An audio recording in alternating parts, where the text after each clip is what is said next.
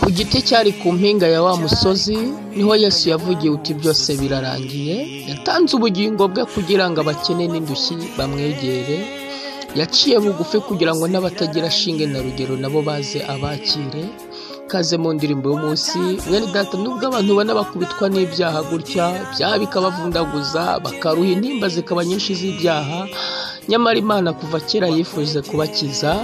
Yesaya hano aravuga ngo ni ukuri intimba zacu nizo yishyizeho, imibabaro yacu niyo yikoreye, ariko twebweho twamutekereje nk'uwakubiswe n'Imana agacumitwa nayo, agahitamishwa n'imibabaro.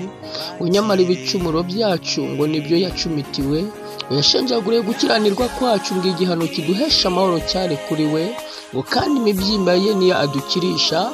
Birababaje kubana n'ubu ibyaha bikizunguza abantu bikabagira imbohe, nyamara Kristo yarakubiswe kugira ngo ibyaha bive mu bantu. Icyama ngo iyi Pasika tugiye kwizihiza ituma uhinduka witwa ikiremwa gishya muri Kristo Yesu, kuko urariza Yesu inshuro nyinshi niba ugikora ibyaha kandi yarakubitiwe wowe. Imana igufashe kumvira Umwuka Wera muri iyi minsi ya Pasika uhinduke. Yesu aguhe umugisha. Amen.